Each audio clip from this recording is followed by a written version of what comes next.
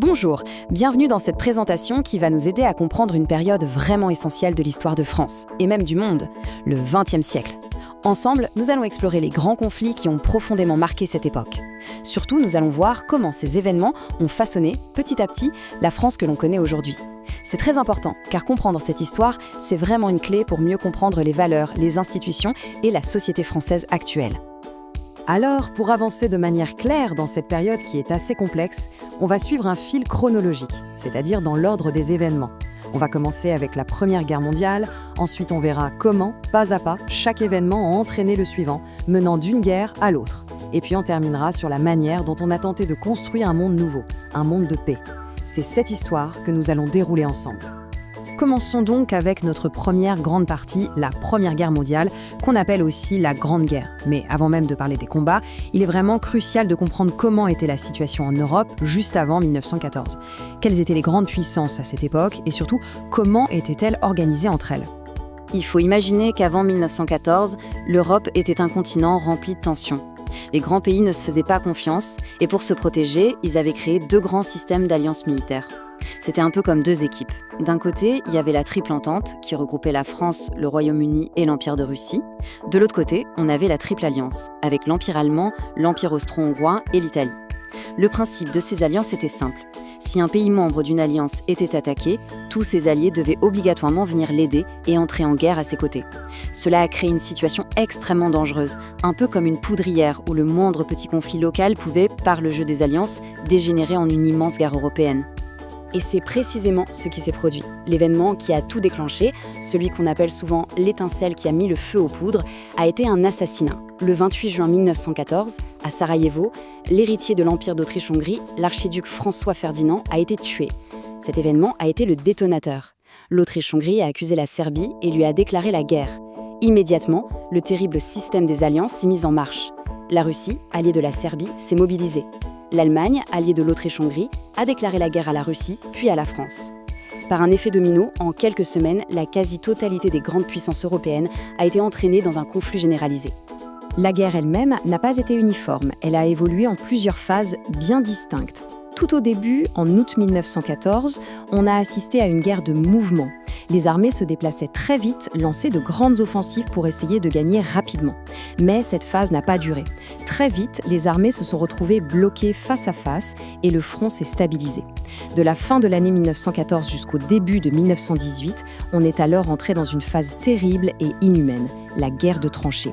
Les soldats, que l'on surnommait affectueusement les poilus en France, vivaient enterrés dans des fossés boueux, dans des conditions épouvantables, se défendant pendant des années. Un tournant majeur a eu lieu en avril 1917, avec l'entrée en guerre des États-Unis. Leur arrivée a apporté une aide décisive en hommes et en matériel à la Triple Entente. Finalement, épuisée, l'Allemagne a demandé l'arrêt des combats. L'armistice, qui est un accord pour cesser le feu, a été signé le 11 novembre 1918, une date qui est d'ailleurs toujours un jour férié en France aujourd'hui. Il y a une notion très importante à retenir pour comprendre ce conflit. C'était une guerre totale. Qu'est-ce que ça veut dire, totale ? Cela signifie que pour la première fois dans l'histoire, la guerre ne concernait pas seulement les soldats qui se battaient sur le front. Non, c'est l'ensemble de la société, tout le pays qui était mobilisé pour l'effort de guerre. L'économie, par exemple, était entièrement tournée vers la production d'armes et de munitions dans les usines, où les femmes ont remplacé les hommes partis au combat. Les esprits aussi étaient mobilisés. Les gouvernements utilisaient la propagande, c'est-à-dire la diffusion d'informations contrôlées, pour maintenir le moral de la population et diaboliser l'ennemi. Tout le monde, à l'arrière comme au front, participait à sa manière à cette guerre. À la fin de la guerre, en 1918, le bilan était absolument catastrophique. Sur le plan humain d'abord, c'est une véritable hécatombe. Plus de 10 millions de morts et des millions de blessés, d'invalides, de traumatisés à vie. Économiquement, les pays européens étaient ruinés, endettés et de vastes régions, en particulier dans le nord-est de la France, étaient complètement détruites, des champs de ruines. Enfin, sur le plan politique, la guerre s'est conclue par la signature du traité de Versailles en 1919. Ce traité est très important, car il a déclaré l'Allemagne seule responsable de la guerre et lui a imposé de très lourdes sanctions financières et territoriales. Et, pour essayer d'éviter qu'une telle catastrophe ne se reproduise, les vainqueurs ont créé une nouvelle organisation internationale, la Société des Nations, ou SDN. Son but était de maintenir la paix. Malheureusement, comme on va le voir, les conditions très dures de ce traité de paix portaient déjà en elles les raisons du conflit suivant. Voilà, la Première Guerre mondiale est terminée. Mais malheureusement, la paix qui s'est installée était extrêmement fragile. Nous allons voir maintenant comment la manière dont on a terminé ce premier conflit a en réalité créé tous les problèmes qui ont mené presque inévitablement à la Seconde Guerre mondiale. En Allemagne, le traité de Versailles a été vécu comme une humiliation nationale absolue. Il n'a pas du tout été perçu comme un accord de paix négocié, mais comme un diktat. Un diktat, c'est un mot allemand qui signifie une décision qui est imposée par la force, une décision unilatérale et considérée comme profondément injuste. Ce sentiment d'avoir été injustement puni et humilié a créé un ressentiment très puissant au sein du peuple allemand, un désir de revanche qui va marquer toute la politique du pays dans les années qui suivent. Ce sentiment d'humiliation a été le premier ingrédient de la catastrophe à venir. À cela s'est ajouté un deuxième ingrédient, la terrible crise économique mondiale de 1929. Cette crise a provoqué un chômage de masse et une grande misère, affaiblissant énormément les gouvernements démocratiques qui semblaient incapables de trouver des solutions. Ce mélange, l'humiliation nationale et la crise économique, a créé un terrain parfait pour la montée de mouvements politiques extrémistes et de dictatures. C'est ce qu'on appelle les régimes totalitaires, des régimes qui contrôlent tout. Ils ont pris le pouvoir en Italie avec Mussolini, en URSS avec Staline et surtout en Allemagne avec l'arrivée au pouvoir d'Adolf Hitler et du parti nazi en 1933. Ces dictatures violentes et agressives se sont alors directement opposées aux démocraties comme la France et le Royaume-Uni. Toutes ces tensions qui se sont accumulées pendant les années 30 ont finalement explosé. Elles ont déclenché la Seconde Guerre mondiale, un conflit qui, malheureusement, allait se révéler encore plus destructeur, plus violent et plus mondial que le premier. Comme pour la Première Guerre mondiale, le monde s'est à nouveau divisé en deux grandes alliances qui se sont affrontées. D'un côté, il y avait les puissances de l'Axe, dont les principaux membres étaient l'Allemagne nazie, l'Italie fasciste et le Japon impérial. Et de l'autre côté, il y avait les puissances alliées. Les principaux membres de cette alliance étaient le Royaume-Uni, les États-Unis et l'Union soviétique. La guerre a officiellement commencé le 1er septembre 1939, lorsque l'Allemagne a envahi la Pologne. Le conflit a connu plusieurs moments absolument cruciaux qui ont changé son cours. D'abord, l'attaque surprise du Japon sur la base militaire américaine de Pearl Harbor en décembre 1941 a provoqué l'entrée en guerre immédiate des États-Unis. Ensuite, la bataille de Stalingrad en URSS, qui s'est terminée en février 1943 par une terrible défaite allemande, est considérée comme le grand tournant de la guerre en Europe. À partir de là, les forces de l'Axe ont commencé à reculer. Un autre moment clé est le débarquement des Alliés en Normandie, le 6 juin 1944, qui a ouvert un nouveau front à l'ouest. La guerre en Europe s'est terminée avec la capitulation sans condition de l'Allemagne, le 8 mai 1945. La guerre s'est poursuivie quelques mois dans le Pacifique et s'est achevée définitivement avec la capitulation du Japon le 2 septembre 1945. La nature même de ce conflit était radicalement différente de tout ce qu'on avait connu avant. On la qualifie de guerre d'anéantissement. Qu'est-ce que cela signifie ? Cela veut dire que l'objectif n'était plus simplement de gagner une bataille ou de conquérir un territoire. Non, le but était de détruire complètement, d'anéantir l'adversaire. Son armée, bien sûr, mais aussi son économie, ses villes et même sa population. Pour la première fois, de manière aussi systématique, les civils sont devenus des cibles militaires. La violence contre eux a atteint des niveaux inimaginables. En plus d'être une guerre d'anéantissement, cette guerre était aussi une guerre idéologique. C'était bien plus qu'un conflit entre nations, c'était un affrontement total entre des visions du monde, des systèmes de valeurs qui étaient complètement opposés et irréconciliables. D'un côté, il y avait l'idéologie nazie, raciste et expansionniste qui voulait conquérir ce qu'elle appelait un espace vital et qui a planifié l'extermination de populations entières comme les Juifs et les Tziganes. De l'autre côté, les Alliés se battaient pour la défense des valeurs de la démocratie, de la liberté et des droits de l'homme. Chaque camp se battait donc pour imposer au monde son propre modèle de société. Le bilan humain de cette guerre d'anéantissement et idéologique dépasse l'entendement. On estime qu'il y a eu plus de 60 millions de morts. Ce chiffre est déjà effroyable.